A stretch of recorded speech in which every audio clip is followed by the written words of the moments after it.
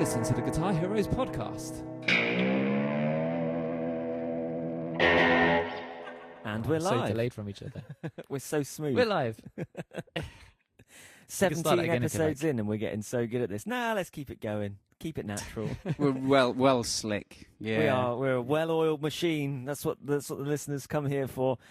Quality broadcasting from a man in his dressing gown. Give it up for Mr. Phil Walker. Yo, hello everybody. How you doing? So yeah, I'm in my dressing gown. I don't care. And the other bloke, Chris. Hello.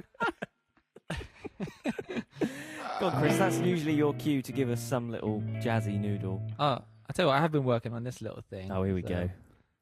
The little bluesy intro. I've been really into the blues lately.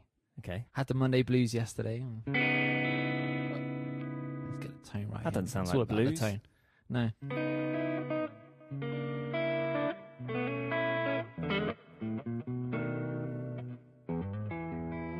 Well, my woman left me. Wow, yeah. And I'm sat there in my dressing gown. Whoa. That's a weird looking guitar you've got It is a today, weird Lee. looking guitar. I'm glad you pointed that out, Chris. Yeah. Look at this. Look at this. Check it out. Of course, the listeners at home are really appreciating this right now, aren't they? How do we see this? How do we see what's going on? Is your guitar hidden behind that ridiculous bass?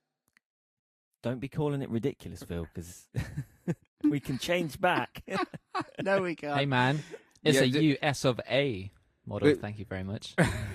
It's been a big week for Lee Williams, hasn't it? It's probably the biggest week it's been for Lee in a long, long time because can we put something area between my legs here? Hang on. Sorry, it's the dog. The dog just decided to push his way through. Yeah, okay. Yes, Lee has bought himself a brand new bass guitar. Ooh. And it's a really nice one too. It is. Hey, man. It sounds like a bass. It's it's wicked. It's wicked. I need to. What's your favorite thing to play, man? On the bass. What was the first thing you played when you picked that up? Because obviously, as a guitar player going into a shop, trying things, it's like most guitar players, have their sort of things prepared when they go and try a guitar in a shop or something. But as you're picking up a bass, what is it you want to? Yeah, I don't know. You're checking for. I can just get a feel. I just kind of, I guess, you kind of noodle around. You just get a feel for the neck, don't you? You kind of feel the weight of it. We played through a few things that I'm going to use this for in the show, I just kind of know now. I think I've kind of, maybe if I can give myself that title of, I do consider myself a bass player now. I've made that transition from a guitar player that just picks up a bass occasionally to I really quite enjoy playing bass, and the upgrade was needed, and with various things that have been forced upon us, COVID and all that sort of stuff, as well as just a personal need for an upgrade. I found my way to the arms of this delicious jazz 5-string. So now we've got this lovely. Oh, he's just hit the brown note.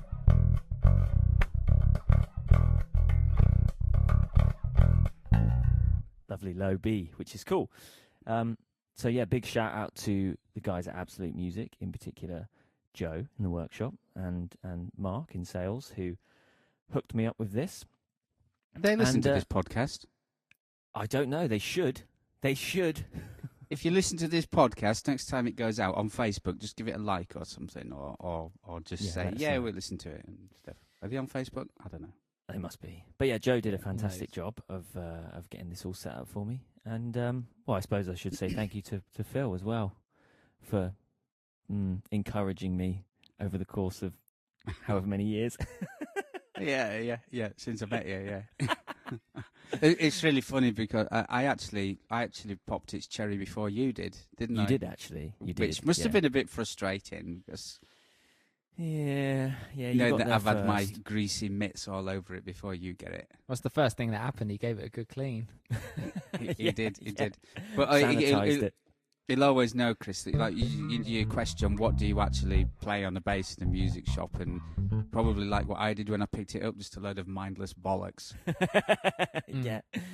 It's an interesting thing though, isn't it? It's for anyone who is looking to buy a new instrument like a bass or a guitar, what is it what are the sort of things that you should be kind of looking for to tell whether, you know, it's a good model or something? Well, the neck and the body are joined together is always a good start. That is a good start. Checking those screws are in tight, I suppose. I think. Do you not think that's something that the longer you play, the easier it gets, or the quicker it gets, because you just kind of subconsciously know. I think you have to think about it less. I could imagine that if you're a new player, you've been playing a few years, then having a list of things to check that either your guitar teacher or someone's told you, that's probably more useful. But I just kind of now pick up a guitar and either bond with it or I don't, and it's usually a combination of obviously the sound, but the neck profile and the setup makes a big difference. But as I said, Joe set this one up wonderfully for me. So yeah, I just kind of, you get a feel, don't you? And at the end of the day, it's a jazz bass. Like, I love a Fender bass. We know what a jazz bass sounds like. We know what a P bass sounds like. So not too concerned there. If it walks like a duck and sounds like a duck, it's got to be a chicken. Big thing for me on the old bass guitars is the weight. Like, I know we talk about weights of Les Pauls and things like that, but yeah, a 2-hour show with a heavy 5-string, that's going to be painful. Oh, mate, tell me about it. Chris's gig put me on traction for 2 weeks. I tell you. Yeah, I remember you saying. I took my I did 2 nights with Chris's band playing bass, and I took my 5-string Music Man with me.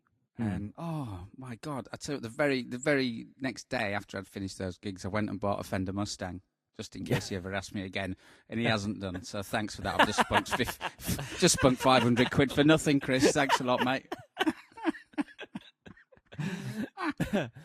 Yeah, well, that was a consideration for me, and happy to say that I've been walking around with this on a strap. It balances really, really nicely. And do you know I noticed about that, Lee, when I picked, because I tried it out when I was doing some demos at Absolute a couple of weeks ago, and there were 3 basses in there. There was all 5-string jazz basses, the white one that you've got there, a sunburst one, and a black one, and I didn't even plug the other 2 in, and I just knew they weren't right, and I went, Lee, you've got to try this bass. Yeah. There's something about it that just, like, you instantly know, don't you? It's like, it works or it doesn't. You don't even have to plug them in. I'm really looking forward to getting back, obviously, in a room with you guys and hearing it. Oh, steady on, Tiger. Not like that. Not like that. Oh, right, sorry. Never again. Burned once. Sorry about that, Camden. No, obviously, like, playing it in a shop or playing it at home is not quite the same as playing it in a band context, or even better, playing it on stage. But I can definitely tell. Just been doing some recording and bits with it, and it's the DI sound is great. So it's for us with the Helix. I'm gonna have a less is more approach, and just, you know, straight into the PA and see what we get. But I think it's going to be. I think we're going to appreciate that. The rumble in the jungle. Yeah, nice. Anyway, I think people have heard enough about my bass guitar. So, subject for tonight. Relic Guitars. Phil, he's got the book out. He's got the book out. I've got the book. Hey, and I've got the book, right. And I tell you what, I'm throwing this upon you. I've not pre-warned you of this. I'm introducing a new section to the show. All right? Oh, okay. I've grown jealous of the fact that you both get your 5 minutes of fame. We know Phil loves a rant, and we know Chris loves an opportunity to talk without being interrupted. So Phil's rant and Chris's corner are now going to be joined by Lessons with Lee. Okay? I don't have a jingle yet, but you wait. You wait. When this goes out live, I've got a week to compose a jingle. So by the time this goes out live, there will be a jingle for this, and you guys get to hear it. Because I thought, well, I always come prepared with my little notebook, scribble down all these notes. So it's going to be Lessons with Lee. Might not be every week, but this week we've definitely got one for you. Okay.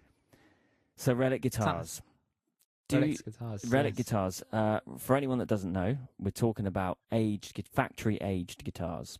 This is a really common thing these days. You can't really walk into a guitar shop without seeing something like this, but essentially it is factory age. So you buy the guitar new and it comes with some degree of aging on it. Do either of you know when it was introduced or who introduced it? John No. Cruise, maybe. Or John Page. It's the only other one I know. Feels closer, yeah. Got the right brand. Mm. So really in the mainstream market, it's a Fender project that dates back to the NAMM show of 1995. But there is an interesting little story, which is where we tie into Lessons with Lee. So strap in, guys. Here we go. Is this going to be where the new jingle's going to be then, is it? Just someone want to cue the music? Oh, he's going in. He's like diving in, isn't he? Didn't even know how deep it is, and he's going in there. Look at that. There was no hesitation at all there. Someone cue the music. Go on.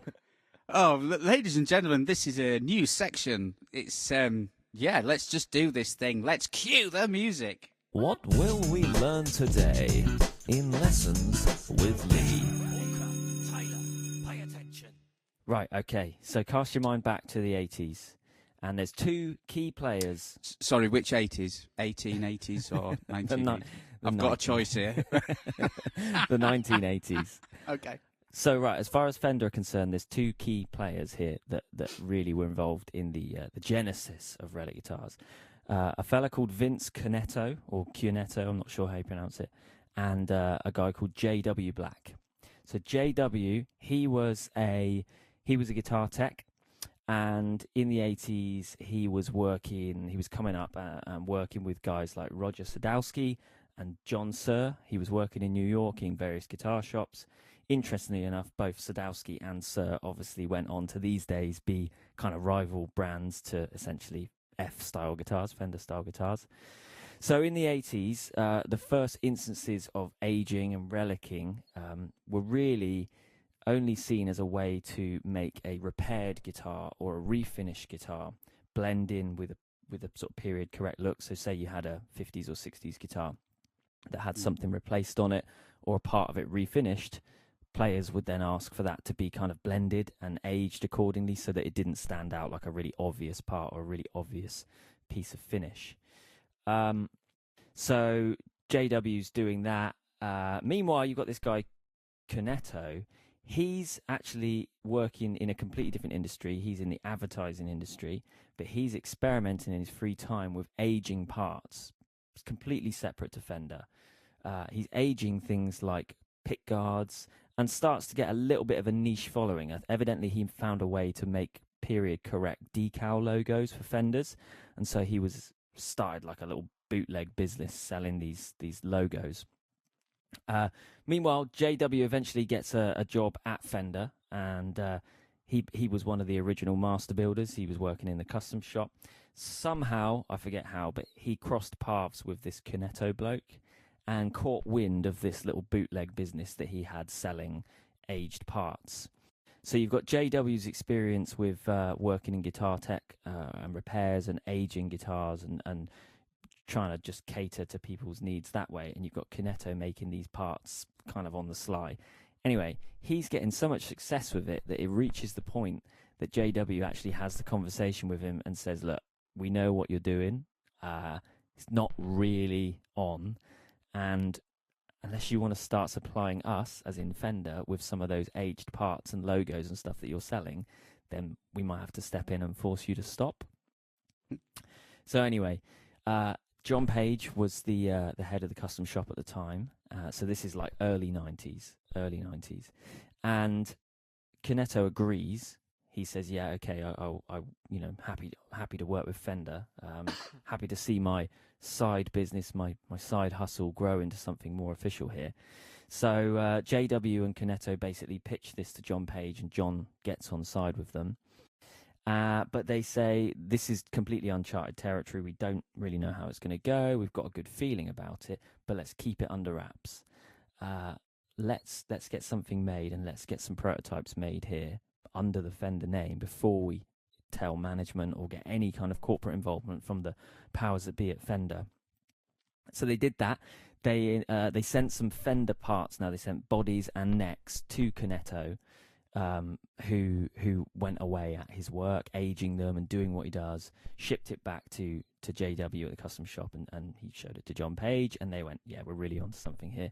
The first 2 guitars that he made, these are made off-site completely and then finished at the Fender factory. This was the original no-caster reissue, and they did like a Mary Kay strap. Anyway, these guitars, you can Google them and you can see a picture of them. Just search like original Cunetto Fender relics, and Fender loved it. John Page then took that idea, said, look, we've come up with this custom shop plan, this is how it's going to work, we're using this guy off site, and the powers that be at Fender loved it and said, let's do it, let's take these guitars to NAMM. And they took those 2 guitars, and off the back of that, dealers, it just caught on like wildfire. I mean, it divided some people, but I think they had something like 400 orders just over that weekend for custom shop Relic guitars that at that time they had no production line for, no methods to build other than using this guy, Vince Cunetto. So anyway, they went back to Vince and they said, look, we need to run with this. We haven't got time. We've got dealers who want orders. Can you do what you're doing but on a larger scale?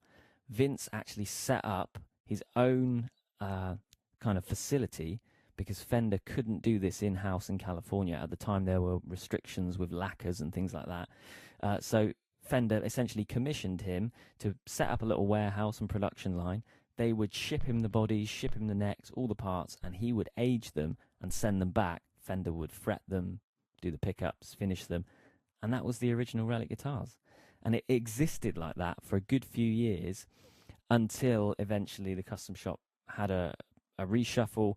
This was when Mike Eldred came in, took over as head of the custom shop, and eventually Fender were able to bring that production entirely in-house, and they kind of they parted ways with Cunetto, but I think it was all on good terms. And it from then on, the rest is history. It's went on to become the Time Machine series and the Relic series that we know today. So there you go. So interesting, man. Do you know I'm learning so much from you, mate. What a lesson that was, Lee. Oh, Jesus. Yeah.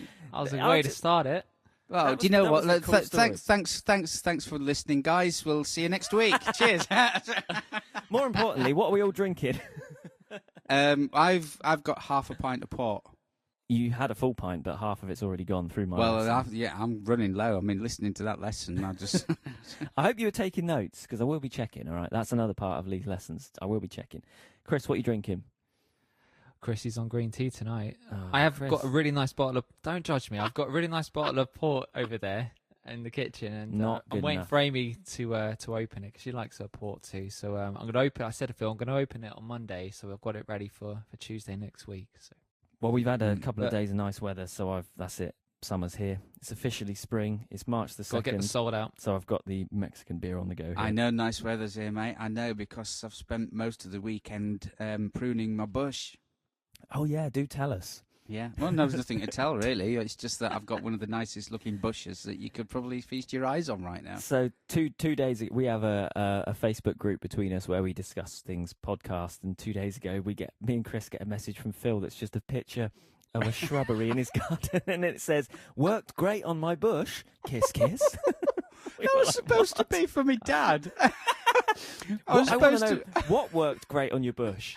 Well, my dad lent me a cordless hedge trimmer, because we don't have one, and we've got a garden, and this bush goes down the length of the garden, and when it goes out of control, it's a mammoth task. We don't keep up to it. We just every 2 years go, oh my God, we've got to do the bush, So he lent me it, and I sent a picture. It was supposed to be to him, saying, "Yeah, works a treat. Like, look at the bush now, and all this and that." And I sent it to you, Herberts, didn't I?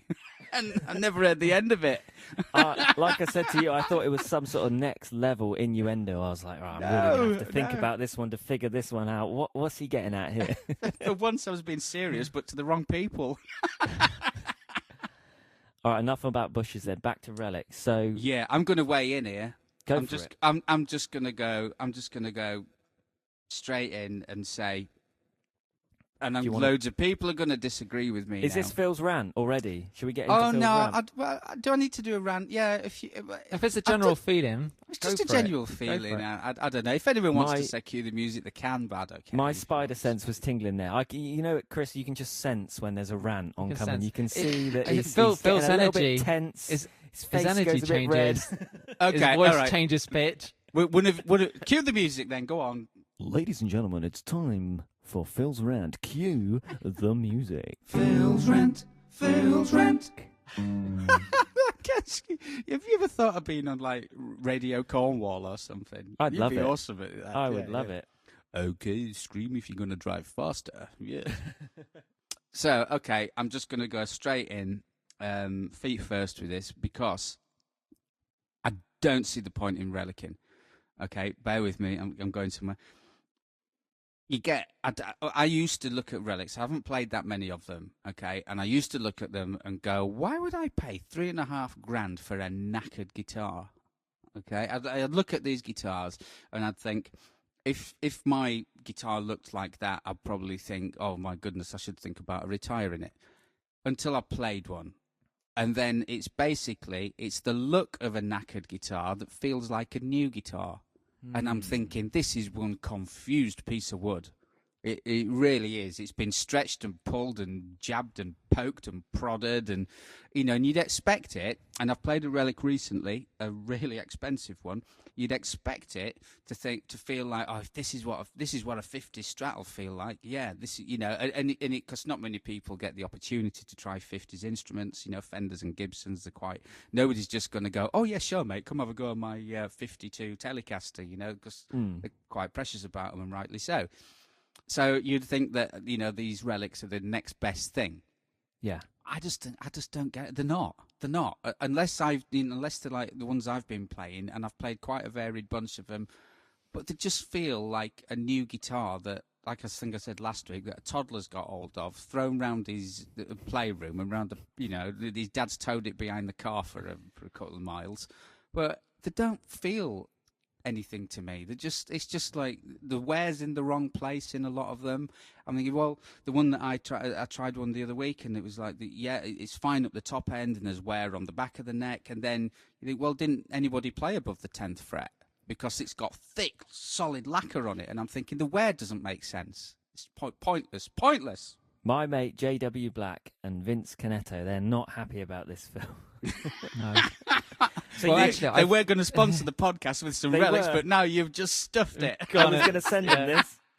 So you've put your foot firmly in the camp of you're not really for, because the relic thing, it's a Marmite subject, and it does divide opinion, and arguably that's why I think it's so good. Anything that artistic that really divides opinion usually means it's like it's doing something right. So you're in that camp, Chris. Okay. I was just going to add one tiny little thing onto this, just to end my rant on a positive note. The one thing I do agree with is lightly finishing a guitar. So it's kind of is it the Highway 1? I think that there's that, and my Brad Paisley Telecaster, supposedly a road one. There's a bit of wear on it, and but that's going to wear naturally, and it's going to wear quicker. Yeah, this is what I've got here. I've got this is a Highway 1 Telly, and my Strat's even a Highway 1, and it's got like what's called a flash nitro coating on, so it's super thin. And mine when I got this Telly, it was in lovely condition, but as you can see, it's starting to wear down, like on the arms, everywhere. It's just all contact points. And the wear quicker, which means that give them a good 4 or 5 years on the road, they're going to look like a 30, 40-year-old guitar. I like the idea of that, and you put in your own marks on it, you put in your own wear on it. So you like a lacquer finish, you like a nitro, you're for the nitro side of it, because that's one big point. I'd wrote it. I scrolled it down here on my paper. A poly finish simply will never age like a lacquer, like a nitro finish. It will never get there. So the idea that buy a new guitar and play it yourself, and one day it won't. That's not true. It won't unless it's a guitar that is built using that lacquer finish. It's never. I remember when we name drop here, we did a guitar clinic with Andy Timmons, and he was talking about this actually, because his number one guitar is that Andy Timmons' signature Ibanez. That it's got a little bit of pickguard missing on the end, hasn't it? Yeah, Yeah, Yeah. that's the one. It's like the original one that he got back in the 90s. And someone asked him about this. They said, what do you think to relic guitars and vintage guitars and all that? And I remember him saying, well, this is a good example. I think he's got a vintage 60s Strat that's wonderfully aged and got all those nice features. And then he's got this 90s Ibanez that he says has far more miles on it. But look at the guitar. Like, from the audience's point of view, he could be playing a 2-3-year-old guitar. And he said, really, like, it's not, the fretboard's aging quite well because it's not finished. It's just an open grain maple. But the body, he said, like, look at it. And he showed us these, like, cracks. And if you've ever seen a poly finish, it cracks like glass. It just kind of shatters. It doesn't. It's always at the neck joint on a Strat. It's always the first bit that go when they over tighten them. If you put a ding in it, Strat it just kind of splits like a smash, doesn't it? Like ice. It doesn't dent or ding like nitro, and it certainly doesn't do that lovely buff that you get where your arm rubs against it or your belt. You just can kind of get these chips and knocks and all that sort of stuff. I was going to say my 50s classic Strat. That's the lacquer's cracked on that, and it looks horrible. It just looks like plastic. Yeah. I remember I did some work to a student I had years ago. I did some work to his Strat, and it had like a poly finish on, and he was like, it was cracking in places, and it looked horrible. Like a big piece of it had come off at one point. And he said, "Oh, is there anything you could do with this?" I was setting it up, and I was like, "Yeah, I could probably remove all of that and then get it lacquered." I took it to a car shop in the end. Car body shop, and they lacquered it for me. But yeah, I was there with a hairdryer and like a chisel thing, and literally like melting it to get it off. It was absolutely horrible. But they're so thick as well. Those poly coatings are really thick, and well, I think they've got better. I think, but like some of this, we've had some 70s stuff back in the day come through the shop that it was so thick, like really look, like a toffee apple when you've got that real thick, like treacly coating, and when it cracks, if you drop the apple, you get that real like shattered kind of look, a bit like in Breaking Bad when they break up the blue meth, and they break the ice. It's that kind of thing. You only have to look at some of those mid to late 70s guitars, and then look at the guitars from 10 years earlier, and look at the way they age. So if you're hoping that you're going to buy a poly guitar and it's going to it's going to age in the same way, it's not going to happen. Yeah, my white Strat's exactly the same. That's 40 years old, and it doesn't look it. No, it doesn't. Because of exactly what you're saying, because of the poly finish. I mean, if that had been a nitro finish, there probably wouldn't have been much paint left on it. To be honest, it's been used so much. But you see, some people, the argument against that would obviously be that they like that because as a finish, as a protective finish, polyurethane does an infinitely better job than nitrocellulose.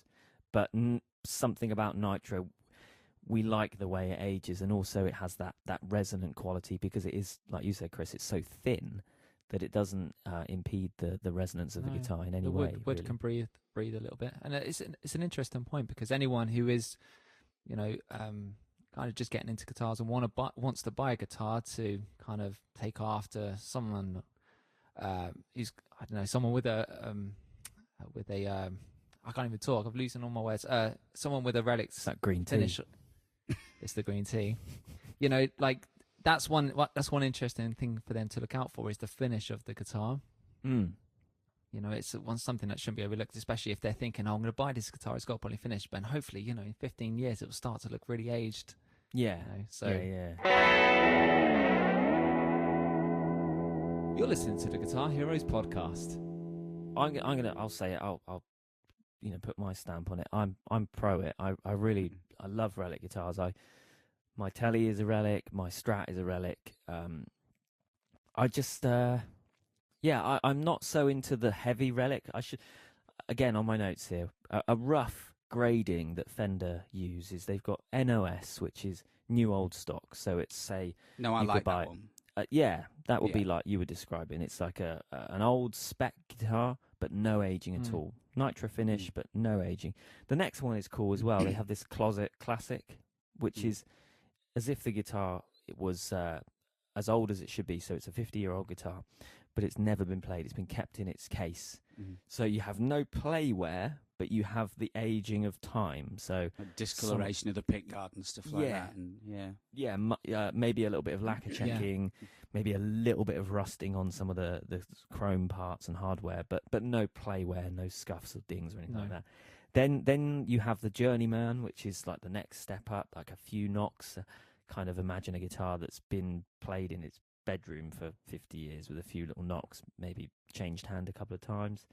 Then you get into relicking, which we know what relicking is. It's going to have some degree of play wear on it. The neck might be sanded, the fretboard might be grubby, chips and dings and some buckle rash, that kind of thing. And then you have the heavy relic, which are the ones that are almost catching up with Rory Gallagher, like that. Really, really. I'm not into the heavy relic stuff personally, but anything less than that. The problem is if you've played a vintage guitar and if you just like the feel of those worn in, played in nitro finishes and the lovely played in necks, particularly on a Fender, where you've got that maple that's no finish on it, but it's just got so smooth from all the years of play.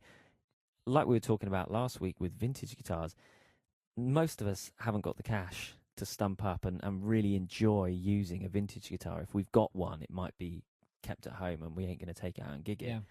Relics are expensive because the build involved is an expensive hands-on approach. The finishing is a very expensive hands-on approach. It's not something that can be done on a mass scale. So you're paying for the time that goes into it, not the quality of the instrument then?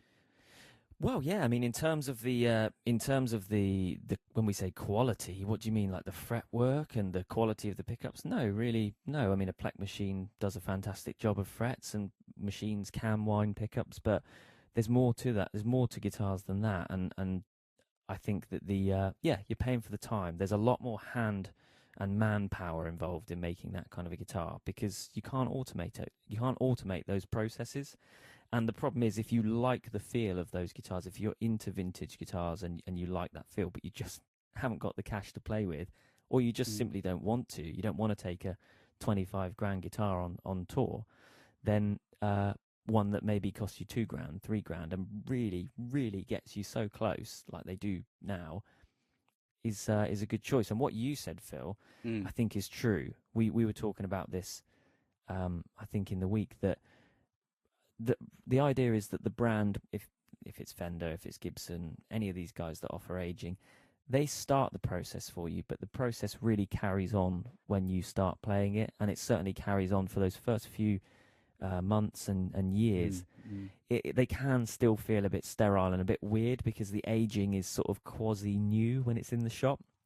Once you take it out and you put some hours on it, then it very, very quickly approaches more of a genuine article, if you know what I mean. Yeah, definitely. Lee, we actually... Sorry, Phil. No, you go ahead. Rudely interrupted. No, I talk too much. If you're going to talk, Chris, I'm going to shut up, so you carry on. You two are right chatterboxes tonight. Oh. No, but we actually had someone, Lee, write in wanting to, because obviously when we mentioned last episode that we were going to talk about relics this week, and he caught me in time. His name's Isaac Collins. He messaged me through Facebook, and this is what he wrote. Personally, I love guitars that look battered and bruised. I think it adds to the soul of the instrument. Like, I know John Frusciante was gifted his Strat by Keyless, and part of the appeal was the wear and tear of it. Obviously, would rather buy a Relic guitar or a custom shop Strat which has been played in, but it's easier said than done to sell a kidney. Like, this is someone coming from someone who's done a few gigs, I think, but isn't like out touring or anything. So it's, mainly, I think, a hobby. He also says, I would happily take my Strat to someone to Relic and make it look road worn because I think it looks better. And I think the aesthetic does add to the feel of a guitar, but I wouldn't want the back of the neck done for playability reasons. Okay. You know what? Actually, I'm going to weigh in a little bit here and say, I kind of get this a little bit, because if you've got a guitar already that you're in love with and you kind of want to speed up the aging process, if that's the kind of thing you're into, I would say, yeah, okay, do that, because you're already into the guitar and, you may have already put quite a few miles on it. And if that's what you want to do to it, to speed up that, then yeah, great. I think the thing that I've got a bit of a bee in my bonnet about is a brand new guitar that looks old, that feels brand new. Yeah, absolutely. But is that not the best of both? Because they don't feel brand new. It's just the bits that are really important, like the fretwork. So you could buy a Relic and it feels played in terms of the neck and the body, but the bit that really matters, i.e. the frets, you could imagine it like this. You could say, well, it's an old guitar that's just had a fresh fret job and a perfect setup. It's the same approach. Like the playability aspect isn't kind of Okay, so if you were to take my 40-year-old white Strat that's been played on nearly every single gig I've done, and then get a Relic, a custom shop Relic thing off the wall, would you be able to go, oh right, yeah, this is this is all like fur and no knickers, and this one really is a well played guitar? Do you know what I mean? I think you'd be able to tell the difference. Definitely. Maybe that comes back to what I was saying a minute ago. I think maybe you would in the shop, but I think once talking about my guitars in particular, like once you've had a Relic for 6 months, a year, or in my case, I've had both of these now for over 5 or 6 years. They've done a lot of gigs on them. Now, honestly, like I know they're Relics and I know that they're custom shop guitars, but of the vintage guitars that I've actually come across, other than the smell, which is something that you cannot fake, there is a certain smell with a vintage guitar. Like my Relics now have a little bit of fret wear, and they have lots of real dings. I've lost track of what is factory done and what is me.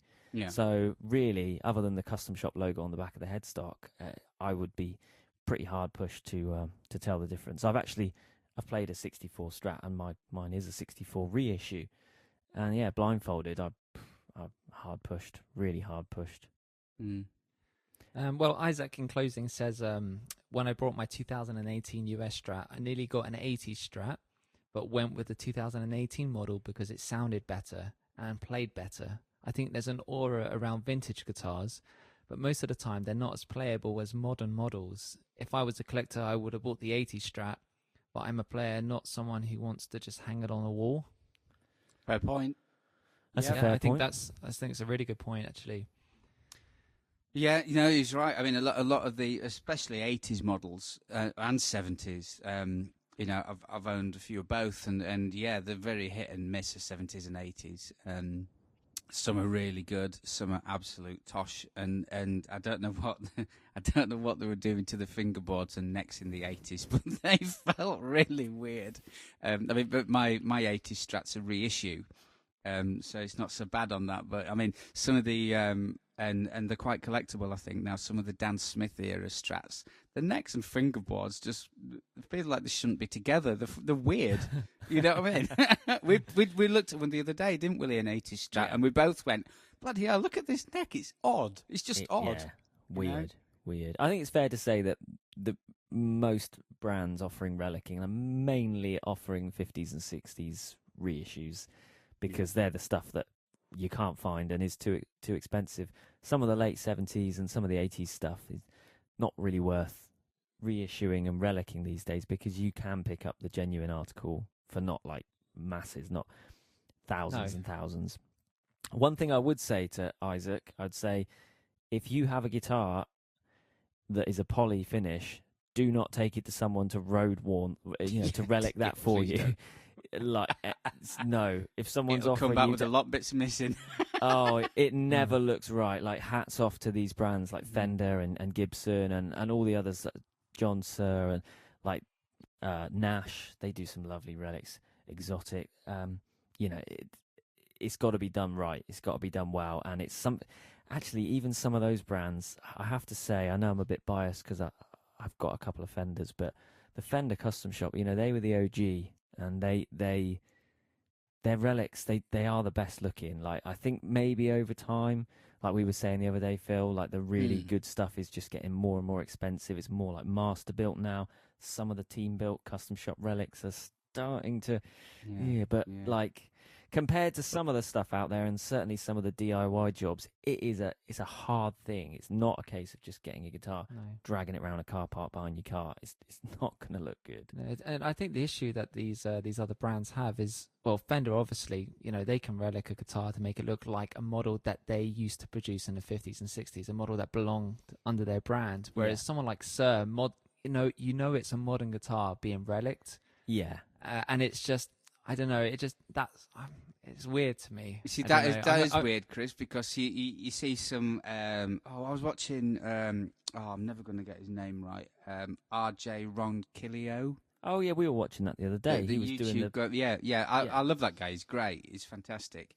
And he got his new guitar out, and I forget who it was now. I'm not into these Fender Gibson. I don't really know anything else about guitars, to be honest.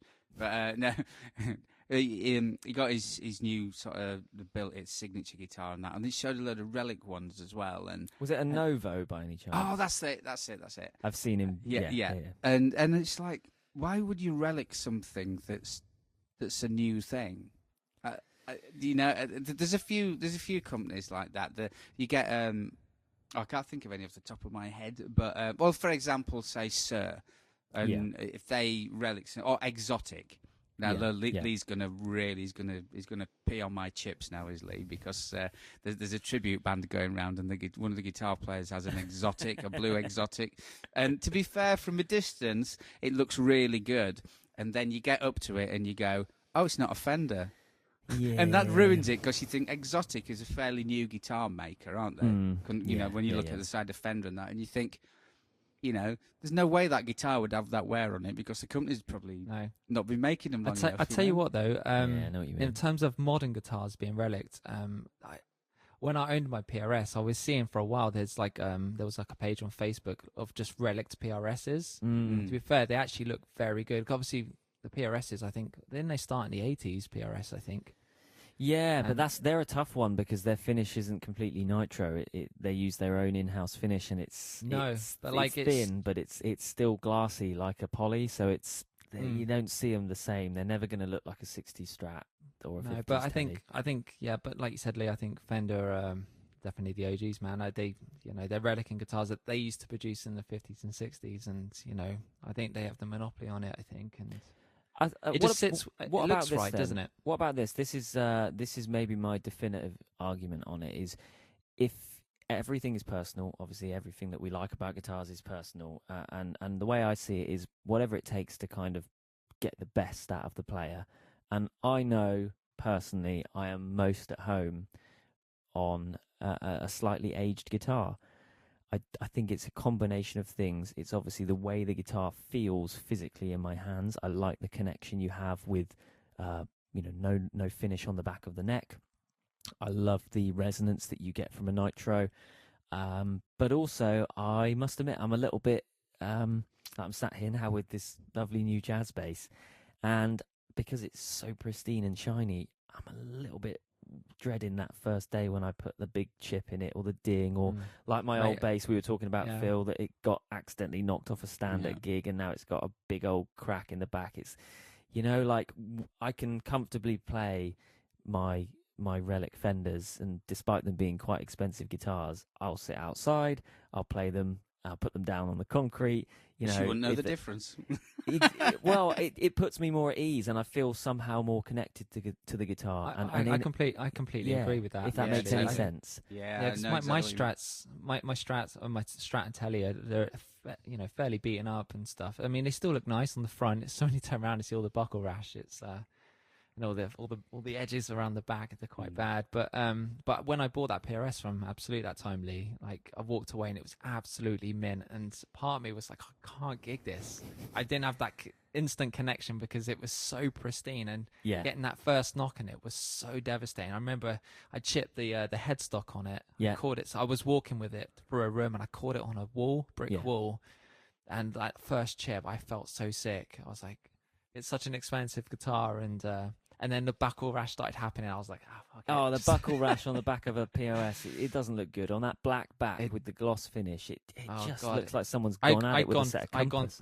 I'd gone through to the wood. It was so bad. I just kept going, and then the final bit was the guitar falling over and the back of the headstock splitting, and just I thought. See, there's another argument. I know I never like to buy a guitar thinking about the day I'm going to sell it, but there is something reassuring that yes, Relic guitars are quite expensive, but they do hold their value because you buy a pristine new PRS and you put a few scratches in it, and it will show up like anything, and you guarantee the next buyer is going to be knocking you down because of that. With a Relic, it's like, it is what it is. So there you go, everybody. Here's a real top tip for you all. If you want a guitar to hold its value, buy something that looks like a piece of shit. Fantastic. Oh, Walker. He's gone all acoustics on us again. Oh, no. I'll tell you what, Phil, I've got another, Isaac wrote in as well a week prior to this, and this is a question for you, Phil. Uh-oh. He said, like, he lives in, when he's at uni, he listens to the podcast. He absolutely loves our episodes. Are you sure you're ready for thank this? you so much for sure? He wants to know where you get your dressing gown. My mum gave it to me. He goes, Chris, I love all the episodes. I think they're great. But what's with that dude? Why does he hate acoustic guitars? Thank you. Ding, ding, ding. Shots fired. I don't hate acoustic guitars. No, I don't hate them. They've got the place. They've got the place. They're just on the fire. So's a sewing machine. I'm not into them either. Is that all you're going to give him? That's all he's getting. I played an acoustic guitar. There are three acoustic guitars. Four. Oh no, I'm sounding like I like them now, aren't I? Oh no, Isaac, why did you write in? Oh no. Oh no, I'm taking all my clothes off in there. Oh no. So yeah, I like different acoustic guitars because I just do. Obviously I like my Gretsch acoustic because that looks like a Wurlitzer organ with all gold and white, and it plays lovely and sounds nice. I like the Trans acoustic because the Yamaha Trans acoustic, it's got wizardry in there. It's different again. Looks like a normal acoustic. It's got a nice finish, sunburst, but it's different. It's got reverb and chorus, and it's different. I played a custom shop Gibson J45, and that was just a beautiful guitar to play. Wasn't aged, was it? It wasn't. No, it was after I played it. Yeah. This is one thing actually. We haven't actually spoke about aged acoustics, have we? Maybe we'll save that for another time. Yeah. Can't wait. We can spread this out. Yeah. Well, I think I'm ill that week. These days, actually, it has got a little bit ridiculous, but the popularity of Relicing guitars has spread onto other gear, and you can actually get things like aged pedals and aged acoustics. Stupid. All manner of things, which is a little bit. I mean, weird, if you gig regular, your pedal's going to look like a mess anyway after a few gigs. But anyway, one more acoustic which I really really like, which I played recently. I demoed at Absolute Music. Keep an eye on the Absolute Music. Right? The Takamine, wouldn't it? Is this you what, Chris? The Takamine, wouldn't it? We're losing your connection, Chris. I think you're going. So keep an eye on the Absolute Music YouTube channel. Subscribe to that, guys, because there's going to be a load of demos that I've done on that soon. But one that I was blown away with. And no acoustics, though. Marmite guitar. Yeah, there is. There's an acoustic on there. And it's the Fender Acoustasonic, the Strat Acoustasonic guitar. That's not an acoustic. Oh, wait while you hear it. Come on, it's got a Strat neck. It sounds like an acoustic. And it's made of wood, not that plastic Takamine toy that Chris wants. Honestly. Hey man, if it's good enough for Bruce Springsteen, it's good enough for Chrissy. Hey, don't take it out on Chris. It was Isaac that asked the question, Phil. Yeah. So no, Isaac, I don't hate acoustic guitars, but I just like acoustic guitars that are interesting to me, okay. not just brown things. But, no. Yeah. He likes toys, basically. I like gimmicks, yeah. I like gimmicks. Toys. yeah, exactly. The door-to-door salesmen love me. I buy everything.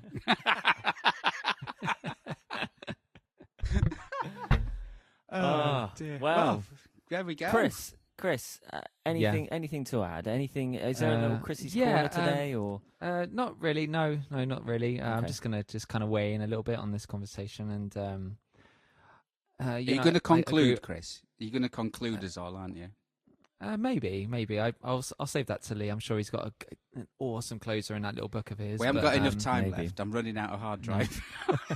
And patience and will to live. But no, I personally wouldn't go out and buy a Relic guitar, a custom shop. I think personally, I love the feel of a guitar that's worn in, and that's why I'd probably go and buy a guitar that's got like a nitro finish on, and I would probably sand the neck down a little bit so I can get that playability feeling on the neck that I like myself. But I think the expense of a custom shop, I just don't really like the look of like heavily wrecked guitars. A light Relic is fine, but I like to know that I'm putting all the wear on it myself, all the miles on myself, and I'm totally creating with my you own there, stories. Chris. You know, But you I'm know, totally if I was with you there. Yeah, definitely. And do you know my favorite Strat, which I actually want to buy one day, is an American vintage, like one of the '90s ones, or like just an early 2000s, because they were made to the blueprint of the 50s and 60s models. You get the guitar as it would have come back in the day, like exact spec and everything. And for me, I would love that. You know, that's how the guitar was meant to be back in the day, and then I could then start, you know, You want a custom adding shop my story NOS. to it. That's what you want. Custom shop NOS. Just saying. Hashtag just saying. I don't think he would. I think Chris wants to hold out for what he wants. I mean, if if Chris says that's what he wants, I've got a feeling that someday that's what Chris is going to get. I keep looking every day. I have a little. If I get 5 minutes, I'll have a look on eBay, see if there's one coming up. And I've seen a couple. I saw one which was in like a Sherwood green. Oh, And, lovely. That looks absolutely lovely. And there was the blue as well. Is it like I can't remember what the blue's called. Ocean like a turquoise or Is it Lake Placid Daphne, blue? Sonic, Lake Placid, It might be one of those. I can't remember. We've just But named they were all of them. modelled up. blue. Yeah, it could be the Lake Placid Blue. one, I think. Lake Placid But- is like my other bass. That's wicked. Yeah, that's the one. Yeah, with like a tortoise short. Oh, Tortoise just like my shell. bass. Yeah, just like your bass, but Phil's on a favourite. Strat. Chris, do you want to buy a bass? Do you know, actually, it's funny you should mention the American vintage. They are great guitars, but when I said I'd get a bit funny about new guitars and putting dents in them, I bought an American vintage. It was a 62 reissue did you? Strat. That was one of the only guitars that I bought brand new, because I should weigh in and say that for the record as well, my Relics that I bought, I did buy second hand. So I did get a little bit of a different experience to buying one of these new unplayed Relics that needs that wearing in. Mine were kind of worn in when I got them. But yeah, that 62 reissue Strat was lovely, but it was so pristine. It was so pristine, and because it had a soft finish on it, I was just like, oh man, I'm just gonna wear this to hell, and it's just gonna look. Cause what if my wear looks a bit all rubbish? But it's your wear, Lee. It's your story, man. I know. You know, you just said something there that you're because I like your custom shop Strat, Lee. Your Relic custom shop Strat. It's not a heavy Relic, is it? But No, but the wear on it not. looks very genuine, doesn't it? yeah, well, yeah, but that's the thing. Lee's just said he didn't buy it new. It already had some miles on it, and before I played it, Lee had already put a few years worth of miles on it. And maybe that's the key. Don't buy a Relic guitar expecting it to feel like a 50-year-old guitar, because it ain't gonna. Maybe that's. Let's conclude on this. This is a revelation. I like it. This is a revelation. Oh my goodness! I think I might need to change my dressing gown in a minute. This is great. Yeah, don't buy a Relic guitar thinking that it's going to feel like a 50-year-old guitar. You still need to put wear and miles on it. Thank you. Good night. Hello, America. He's gone. It's just you and me, Chris. He's gone. He's gone. No, that's a fair point. That's a fair point. Yeah. Right, I'll throw the socials in here, because you can head over to any of our Instagram pages and you can see pictures of some of the guitars that we've been talking about tonight. And you Don't can send make me a your mind message, because they'll probably be nasty now after that. Send them to Chris. He's gonna start receiving hate mail, isn't he? This is the 1 week where we say, drop us a message. We're going to get hundreds of. It is a Marmite conversation, but hey, it's good fun. I mean, I don't think it's going to end here, is it? I think there's loads more to talk about. So Yeah. All right, so if you want to find us, you can go over to Instagram and you can search Phil Walker Guitarist. Wait, no, I've got this wrong already. Phil Walker Guitar. Okay, if you say so. Chris Anthony Guitar, Lee Troy Guitar. That's Phil Walker Guitar, Chris Anthony Guitar, and Lee Troy Guitar. That's on Instagram. On Facebook, you can go Phil Walker Guitarist, Lee Williams Guitarist, and Chris Anthony Guitar. And you can look for the Story of Guitar Heroes on Instagram and Facebook, or you can go to www.storyofguitarheroes.com, where you can find out lots of information, including some tour dates. Yes. Oh. Ladies and gentlemen, things are happening. Things are happening. And, of course, if you want to go to YouTube, you can look at Phil Walker Guitarist, when you can see some videos of Phil smashing up acoustic guitar. No. No. I couldn't. Do you know what? Even if it was a £5 Argos acoustic guitar, I couldn't bear to smash up an instrument. I would rather take it to a child who couldn't afford one and say, "There you go, have a guitar," because I can't stand. Oh, that's so breaking sweet of you. instruments. Yeah, I can't stand Look it. at that. I hate that. Look at that. You've managed to hold it See, together. ladies for and that. gentlemen, he does have a soft side, so go easy on him with the He hate does. mail. He's holding back the truth right now really, really well. But so let's end it there. On a before high note, Phil- All right. Well, thanks for listening as ever. And we'll see you next week, I guess. Yep, see you next week. Bye.